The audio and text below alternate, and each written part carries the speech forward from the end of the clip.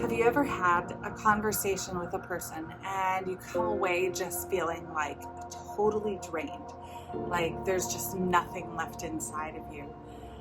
And then a different day, maybe you'll have a conversation and you leave and you feel energized and you feel awake and you feel alive.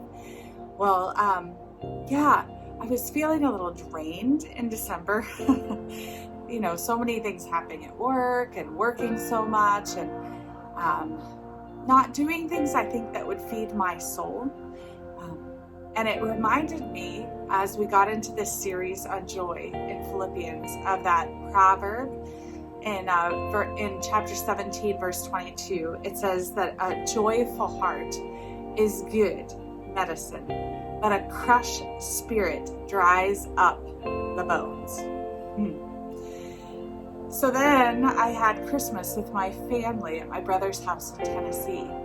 And I left there feeling energized. And I think part of that is that we laughed and we talked and we did things that brought us joy and brought our hearts alive. And I think as we enter this series on joy, I'm thinking about a song by For King and Country that's called Joy.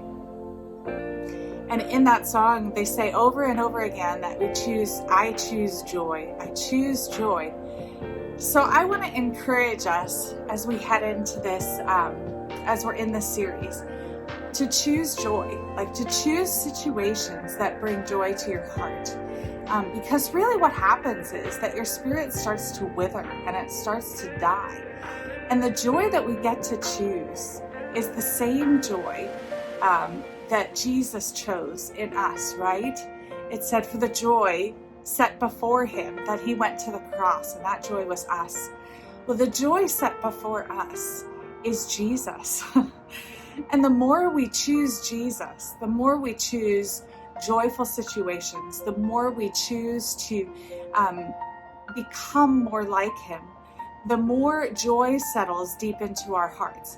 And so when circumstances come that are difficult, like when work is hard or when medical things crop up or when other things happen, if we have chosen joy, Jesus, over and over and over again, it becomes a habit. And then it can sustain us through those difficult times. And the joy is not, like Scott said, is not happiness. It's not this fleeting feeling of like, oh, I feel good. This joy is like a bone deep contentment that I know Jesus is sovereign over everything. And that I know no matter what happens in my life, he is going to be the one that I can choose. And that he is going to be the joy that is going to flood my heart.